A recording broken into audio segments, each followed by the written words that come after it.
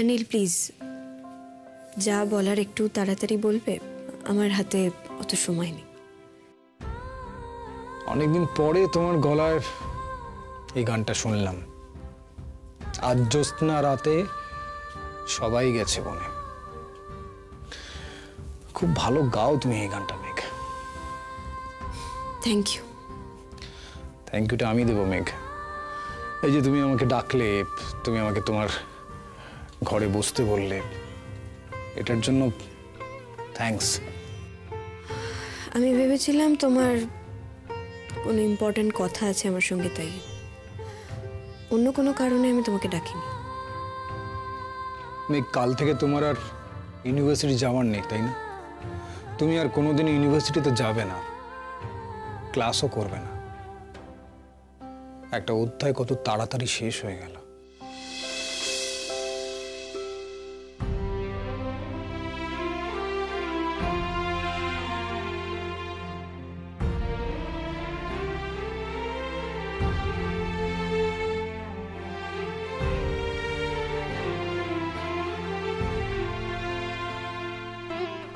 তোমার জন্য তো ভালোই হলো, তাই না? তুমি তো একদিন আমাকে বলেছিলে যে মেঘ, ইউনিভার্সিটি ছেড়ে দাও, তোমাকে আমার সহ্য হচ্ছে না। বলেছিলাম, সেটা তো বলেছিলামই। আরো না জানি কত খারাপ খারাপ কথা বলেছি তোমাকে। মাঝে মাঝে মনে হয় ওটা বোধহয় আমার পূর্বজন্ম ছিল। নীল, আমার মনে হয় না আমরা এখানে স্মৃতিচারণ করতে এসেছি। তোমার যা বলার ছিল সেটা যদি তোমার বলা হয়ে গিয়ে থাকে, তাহলে এবার তুমি আসতে পারো। আমি কিছু বলতে আসিনি, আমি শুনতে এসেছি। শুনতে এসেছো? তো কি শুনতে এসেছো নীল? দেখো, তোমাকে আমি যা শোনানোর সবটাই শুনিয়ে দিয়েছি, আর যা বলার বলে দিয়েছি, আর কোনো কথা নেই তোমার সঙ্গে আমার। আজ তোমাকে একটা প্রশ্ন করেছিলাম ইউনিভার্সিটিতে। হ্যাঁ, আর তার জবাবও আমি তোমাকে দিয়ে এসেছি। তুমি আমাকে জিজ্ঞেস করলে তো যে আমি কেন সেদিন তোমার হয়ে থানায় গিয়ে প্রতিবাদ করেছিলাম, আর আমি তো তোমাকে স্পষ্টভাবেই বলে দিলাম। দেখো নীল, তোমার প্রতি তো আমার কৃতজ্ঞতার শেষ নেই, তাই সেই কৃতজ্ঞতার ভারী একটু হালকা করতে গেছিলাম। মেঘ, আমার কাছে তোমার কিসের কৃতজ্ঞতা? না মানে, আমি তো তোমার উপকার কোনোদিনও করিনি। আমি তো সবসময় তোমার... এটা ভুল বলছো নীল। দেখো, আজ যদি আমি আমার পায়ের নিচে এতটুকু জমি পেয়ে থাকি, সেটা আমাকে তুমি দিয়েছো। তুমি আমাকে লোকজনের সামনে গান গাওয়া শিখিয়েছো। আমি পারতাম না অত লোকের সামনে দাঁড়িয়ে গান গাইতে, আমার ভালো লাগতো না কম্পিটিশন। কিন্তু তুমি আমাকে প্রথম কম্পিটিশনে নিয়ে গেছিলে, আর সেদিন থেকেই হয়তো আমার মনের মধ্যে যে বাধাগুলো ছিল একটু একটু করে কাটতে শুরু করেছিল।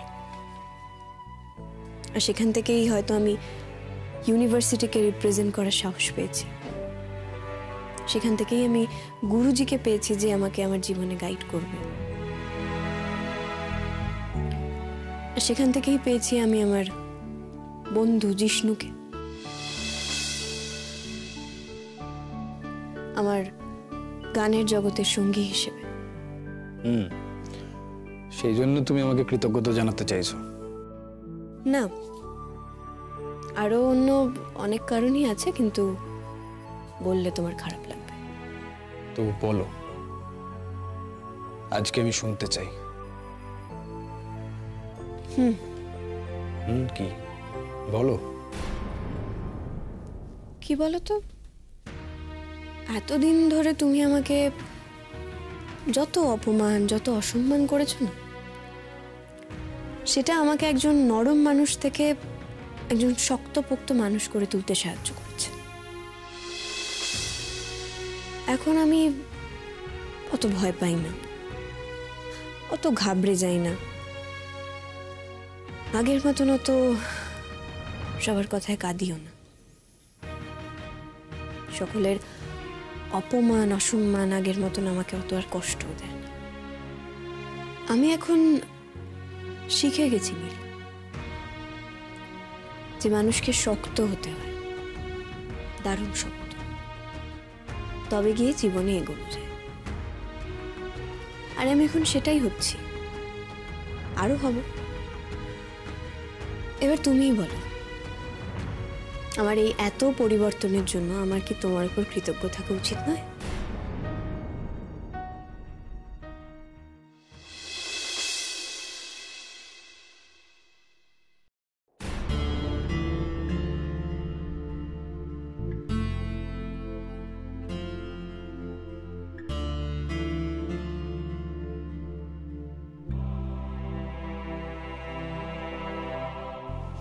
নীল, বলো। আজ অফ নাকি? তুমি বেরোবে না?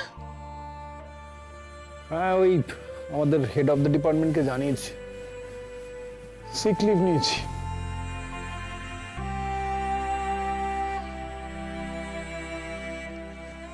নীল, এই গত 7 দিনে কতগুলো লিভ নেওয়া হয়ে গেল বলো তো? কত বড় একটা দায়িত্ব নিয়েছো বলো তো নিজের কাঁধে। আর তুমি যদি সেই দায়িত্বের প্রতি অবহেলা করো, তাহলে তো তুমি অন্যায় করছো।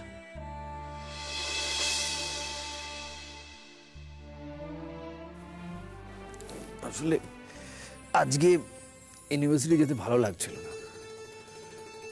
দেখো, আমি তো সবসময়তেই স্টুডেন্টদের জন্যই ভাবি, ওদেরকে নিয়ে চিন্তা করি।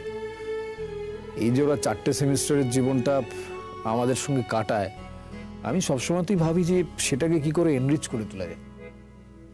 কিন্তু তার মধ্যেও কখনো কখনো তো নিজের কথা ভাবতে হয়, কখনো কখনো নিজের ইচ্ছেটাকে প্রাধান্য দিতে হয়, নিজের মনটাকে ফলো করতে হয়।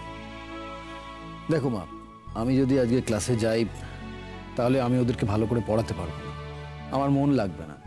আমি যদি আমার সব অনিচ্ছা নিয়ে ওদেরকে পড়াতে যাই, তাহলে ওদেরকে কি পড়াবো বলো তো? ওরাই বা আমার কাছ থেকে কি পাবে? আমরা একটু সরাসরি কথা বলতে পারি তাহলে? হ্যাঁ, পারি। বলো, কি বলতে চাও? নীল, আমি যদি বলি যে মেঘের সেশন শেষ হয়ে যাবার পর থেকে তোমার ইউনিভার্সিটি যাবার তাগিদটা চলে গেছে, ভুল বলছি? মা, মেঘ ইউনিভার্সিটিতে ঢোকার আগেও আমি ওখানকার শিক্ষক ছিলাম, আর আমি রোজ ইউনিভার্সিটিতে যেতাম। হ্যাঁ, ছিলে, কিন্তু মেঘ তো তখনও তোমার জীবনে আসেনি, সুতরাং তার থাকা না থাকা তো কাউন্ট করে না। দেখো, মেঘ আমার জীবনে আসার পরেও বেশিরভাগ সময় আমাদের দুজনের মধ্যে যে সম্পর্কটা ছিল, সেটাকে আর যাই হোক সুসম্পর্ক বলে না। নীল, এই কথার পিঠে কথা তৈরি করার সত্যি কোনো মানে হয় না।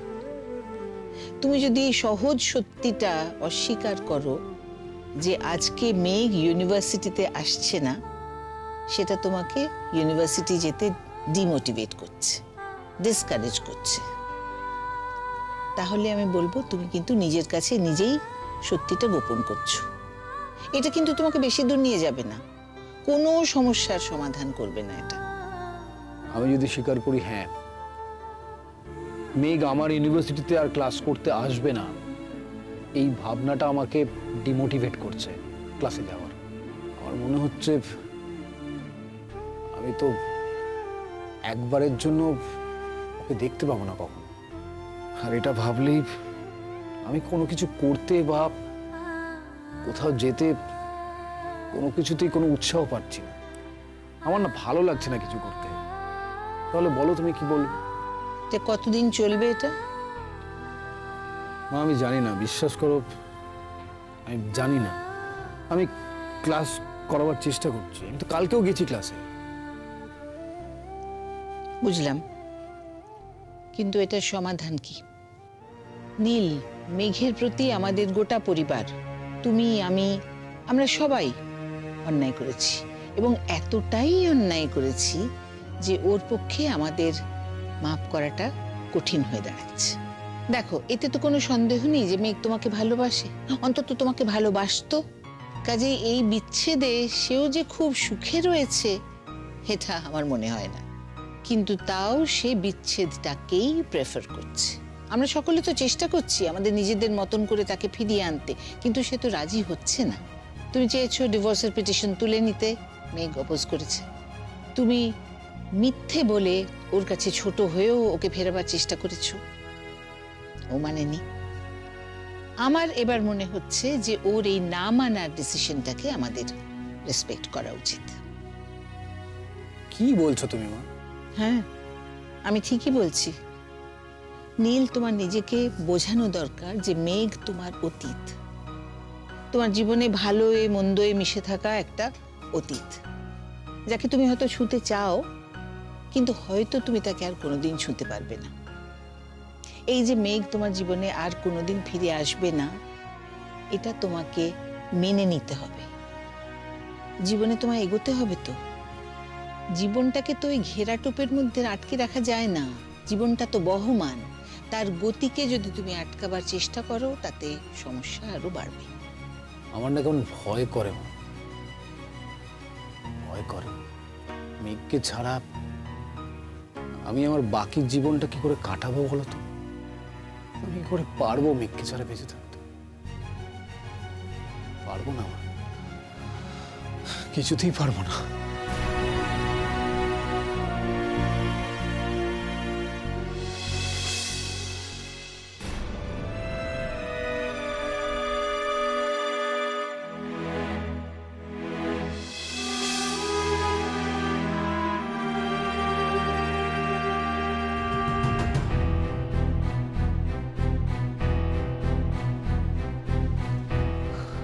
Thank you.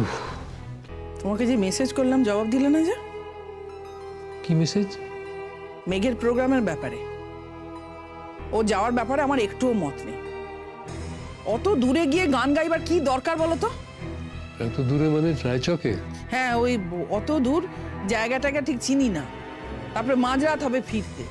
অত দূরে যাওয়ার কোনো প্রয়োজন নেই, কাছে পিঠে হলে না হয় হতো।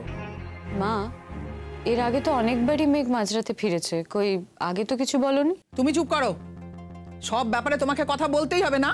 আমি তো বাবার সাথে কথা বলছি নাকি? আমি জানি মা, এখন আমি যাই বলবো তোমাদের বিরক্ত লাগবে, মনে হবে কেন বলছি, কিন্তু আমার মনে হয় বাবিও এগ্রি করবে আমি যেটা বলছি সেটা ভুল বলছি না।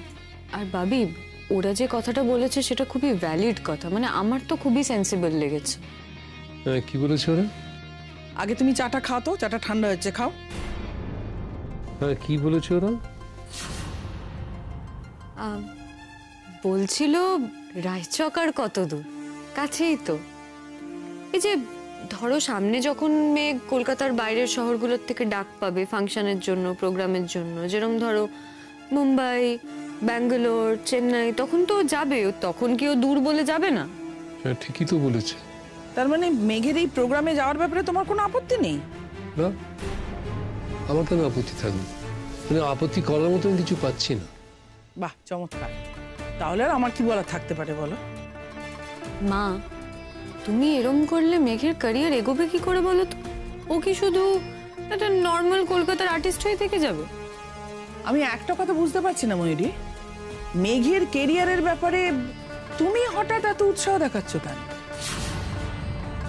যে মেঘকে তুমি সহ্যই করতে পারো না, তার ভালোর জন্য তুমি এত কথা বলছো? কি করছি আমি? বাড়াবাড়ি করে ফেলছি তো। তাও তো বটে মা, এখন তো আমি এবারের কিছুতে উৎসাহ দেখানোর মতো অধিকার হারিয়ে ফেলেছি। আমি বলছিলাম মেঘের কথা ভেবে, ও তো গানটাকে সিরিয়াসলি কনসিডার করছে, গান নিয়ে এগোতে চায়, খুশি হতো ফাংশনে গেলে, বাট থাক, আমি আর এসব নিয়ে আর কিছু বলছি না, সরি।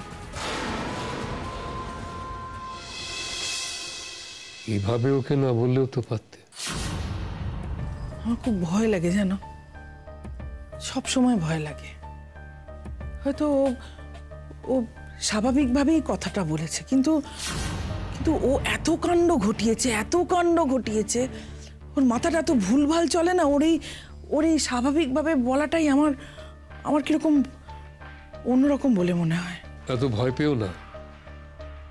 হ্যাঁ, হয়তো তোমার ভয় পাওয়াটা খুব অস্বাভাবিক নয়, কিন্তু ওকেও তো আমাদের স্বাভাবিক জীবনে ফিরিয়ে আনতে হবে, আমাদের দিন প্রতিদিনের কাজে ওকে সামিল করতে হবে। না হলে তো একা একা থেকে ও আরো বিপদ ঘটাবে, নিজের, অন্যদের। হ্যাঁ গো, তাহলে তুমি কি চাও মেঘ অনুষ্ঠানে যাক? ও যদি যেতে চায় যাবে, আর তোমার যদি খুব বড় রকমের আপত্তি না থাকে তাহলে। না না, আমার আপত্তি থাকবে কেন? ওর জীবন ওই ভালো বুঝবে, আমি আর কতটুকু বুঝি বলো? ও কি চায়, ওর কি দাবি, ওই সেটা ভালো বুঝবে। শুধু তোমাকে একটা কথা বলি, তুমি ওর সঙ্গে যাও। অত রাতে গান বাজনা শেষ হবে, কোন অচেনা অজানা লোকের সাথে ফিরবে, তুমি ওর সাথে যাও। তুমি এতটা ভয় পাচ্ছ কেন? জিষ্ণু তো আছে। থাকুক না, তাও তুমি সঙ্গে যাও। তুমি গেলে আমি একটু নিশ্চিন্তে থাকবো।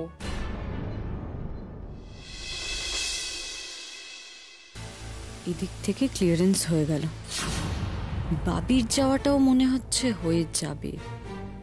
বাকি থাকলো দুটো জিনিস, নীলকে ওখানে কি করে পাঠানো যায়, আর আমি কি বলে যাব।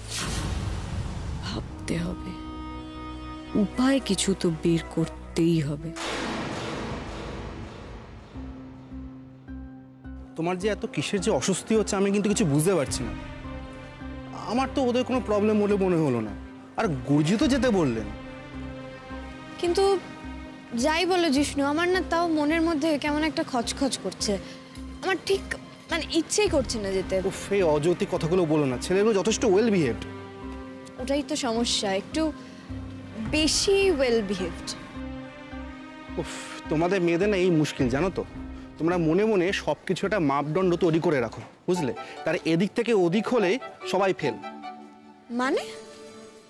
মানে ধরো এই তোমাদের হিসাবে এই 12 ইঞ্চি হাসি, 18 ইঞ্চি ভদ্রতা, আর ওই 6 ইঞ্চি হে হে করা, এগুলো তোমাদের হিসাবে ভালো। কিন্তু ধরো এই 12, 18, 6 যদি একটু এদিক ওদিক হয়ে যায় তাহলেই খারাপ। ও একটু বেশি ভদ্র, ও একটু বেশি খারাপ, এইসব। এই দাঁড়াও এক সেকেন্ড, কি বললে তুমি আমরা মেয়েরা অদ্ভুত?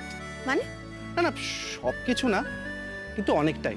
ওয়েট, শোনো মিস্টার জিষ্ণু সেন, তুমিও খুব শিগগিরই প্রেমে পড়বে। হ্যাঁ, কেন বলো তো? কারণ যে পরিমাণে আজকাল তোমার এই মহিলা ফ্যান বেস বেড়ে চলেছে, আবার আজকাল তো দেখছি খুব ওই দাড়ি গোপটোপের যত্ন নেওয়া হচ্ছে। আমার তো মনে হচ্ছে ডুবে ডুবে তুমি পানি পিরে। এবার দেখো, আগে তুমি প্রেমে পড়ো, তারপর তুমি দেখো যে তোমার মেয়েদের অদ্ভুত লাগে কি লাগে। কি ব্যাপার বলো তো, তোমার হাসিটা কেমন যেন অদ্ভুত লাগছে। কেমন লাগছে? মানে মানুষ ওই প্রেমে পড়লে যেভাবে হাসি না, তুমি ঠিক তেমন ভাবেই হাসছো, ওই একটু প্রেমিক প্রেমিক হাসি। কি কাণ্ড! হাসি দিয়ে এরকম ধরে ফেলা যায় নাকি? মানে কিছু না, এই বাড়ি চলো, তোমার বাবা আবার ডেকে পাঠিয়েছে অনুষ্ঠানটা নিয়ে, চলো। আরে দাঁড়াও, দেখো সে তো বাড়ি যাবোই, কিন্তু তুমি আগে একটু ঝেড়ে কাশো, বলো কেসটা কি।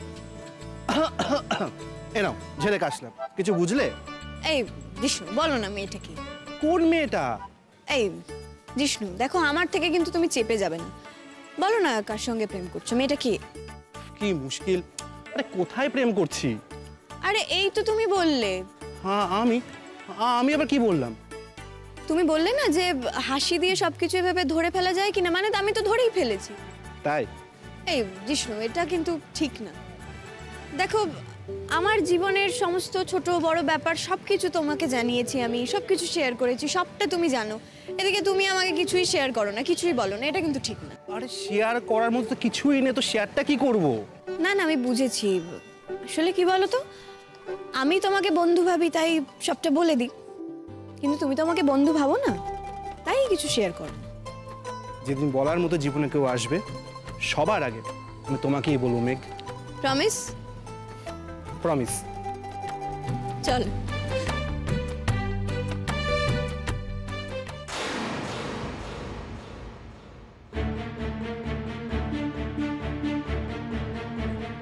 আসুন। বাপি, এই যে আমার বডিগার্ডকে ডেকেছিলে না রায়চক যাওয়ার জন্য?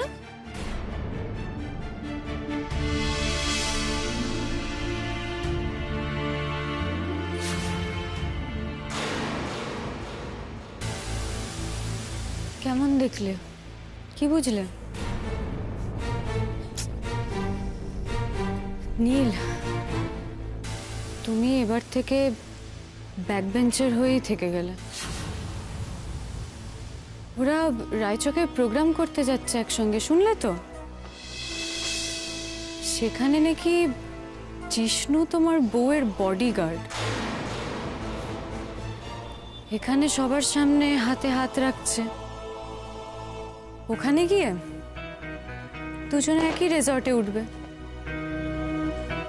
তারপর গান হবে, অনুষ্ঠান হবে, এনজয়মেন্ট হবে। আর তুমি তুমি অন্ধকারে বাইরে এভাবে দাঁড়িয়ে থাকবে। পারবে না ময়ূরী, তুমি পারবে না। আর এসব বলে আমার মন বিষিয়ে দিতে পারবে না। আমি জানি মেঘ জিষ্ণুকে বন্ধু হিসেবেই দেখে, আমি জানি।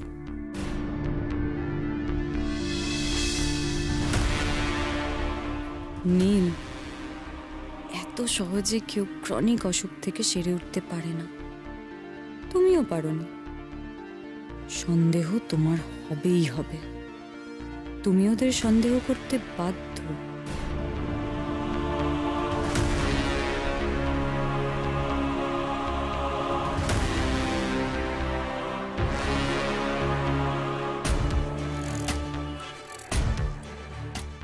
না না, তুমি সঙ্গে যাও। তুমি না গেলে আমার আপত্তি আছে। ওই অত দূরে আমি একা মেয়েকে ফাংশন করতে যেতে দেবো না। এটা এক কাজ করো না, তুমি সঙ্গে চলে যাও। হ্যাঁ, তোমারও টেনশনটা কমবে, ওরও একলা যেতে হবে না। আমার তো কলেজ আছে। সর্বনাশ, মা গেলে তো হবে না, ভাবিকেই তো যেতে হবে। ভাবিকে দেখতে হবে সবটা। না, মা না পারলে আমাকে কোনোভাবে ভাবিকে কনভিন্স করতে হবে। যেভাবেই হোক ভাবিকে নিয়ে যেতেই হবে। আরে আমি যাব কি করে? আমি কোনোদিন ওর সাথে একা একা এভাবে গেছি? অত দূরে আমি যাব না। তুমি যাও না, তুমি তো গেছো আগে। তাছাড়া ওদিন আমার কলেজের বন্ধুদের সঙ্গে দেখা করার আছে। এর আগে ওরা অনেকবার বলেছে, আমি কোনোদিনও দেখা করতে যেতে পারিনি। এবার আমি কথা দিয়েছি আমাকে যেতেই হবে। তাহলে ও যেমন জিষ্ণুর সঙ্গে যাচ্ছে তেমন যাক, ওরা তো একসঙ্গেই ফিরবে। ও নামিয়ে দিয়ে যাবে মেঘকে। পাপি, আমি তো এটাই বুঝতে পারছি না যে তোমার আমার সঙ্গে যেতে অসুবিধে কোথায়। তুমি কলেজ থেকে তাড়াতাড়ি বেরিয়ে আসবে। না না, অসুবিধে আছে। আমার সেদিন একটা স্পেশাল ক্লাস নেওয়া আছে। আমার ধর তোরা 2:30টার সময় যাবি, আমার ফিরতে ফিরতে 3:30 হয়ে যাবে। টাইম ম্যাচ করবে না। It is just looking like a wow. Oh my God, I can't believe it. This is great, really great. ভাবি যদি দেরিতে যায় তাহলেই তো আসল মজা।